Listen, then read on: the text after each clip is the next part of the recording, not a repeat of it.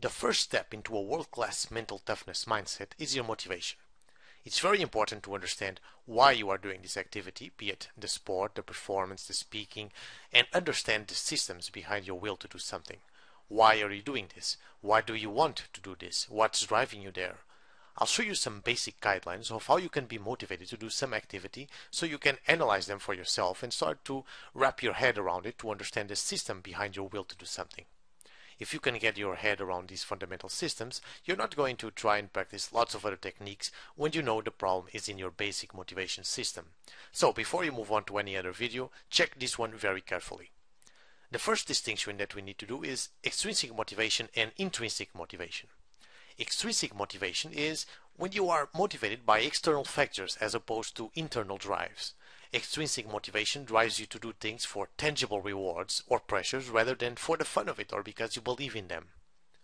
When you do something, you have to explain why you do it.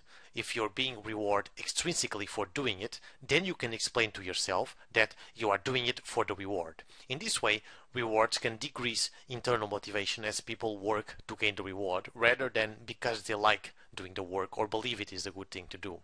In effect, extrinsic motivation can change a pleasurable activity into work.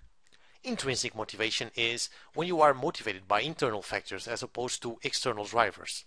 Intrinsic motivation drives you to do things just for the fun of it, or because you believe it is a good or right thing to do. In here, your beliefs and inner systems are guiding you, not some external reward. Intrinsic motivation is far stronger motivator than extrinsic motivation. If you're doing something because you have an idea or your values are aligning what you want, then you have set powerful motivation in place. In your own performance or activity, how do you rate your motivation? Is this something that you're doing because you are motivated by external factors, bigger pay, fame, fortune, or is this something that you are doing because you really believe in and goes alongside with your values? Or maybe both? Think 5 minutes on this before moving forward. Another important pattern of motivation comes from NLP metaprograms. Metaprograms are generally strategies that we run internally that create, control, or make decisions. These are the more general habitual patterns commonly used by an individual across a wide range of situations. There are plenty of identified patterns. You can read the book Words That Change Your Mind by Achille Charvet if you want more information about metaprograms. For our purposes, it will be enough to focus on one specific program, the toward and away from pattern. The toward persons are motivated to achieve or attain goals that may have trouble recognizing problems. People with a toward pattern stay focused on their goal. They think in terms of goals to be achieved. They are motivated to have, to get, to achieve, to attain. They have trouble either recognizing what should be avoided or in identifying problems.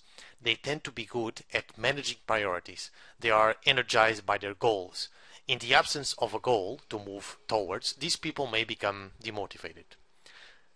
The away from persons focus on what may be and is going wrong.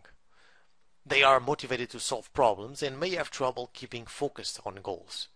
When people are in an away from mode, they easily recognize what should be avoided, gotten rid of, and otherwise not happen. Their motivation is triggered when there is a problem to be solved or something to get away from. They may have some trouble maintaining focus on their goals. They can be easily distracted and are compelled to respond to negative situations. They may have difficulty managing priorities because whatever is wrong will attract their attention. They are energized by threats. Away from people are great troubleshooters and can pinpoint possible obstacles during the planning phase. Now, both of these patterns have their good sides and downsides. Many wealthy people actually use the away from strategy. Why? Because they wanted to get away from poverty or any side problem in their lives. Many times they get wealthy, and then because there's not any more going away from, they get poor again. Life is filled with self-made wealthy individuals who are constantly in the battle from being very wealthy to being bankrupted. So it's important to know where you stand so that you can take the appropriate countermeasures in the performance setting.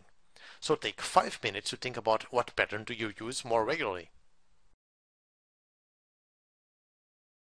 Now that you know which patterns you are following in your life, you know exactly what you need to get interested or excited about something and what would turn you off about some activity. These two patterns I show you are the most important ones for our purpose. The first one, intrinsic extrinsic motivation, allows you to realize if you are doing things for the right reasons. Let's say that you are a fighter, and you got in it for the money or fame, and the other guy has a true belief. He believes in the bottom of his heart that his fighting is a gift from God or something of the sort. Who do you think will have the mental edge when both of you fight? It's not like it's sure that the other will win, since there are many variables in play, but wouldn't it be worth to have all the edge you can get for your performance or activity? So think about this very carefully. Analyze your motivation. Where is it coming from?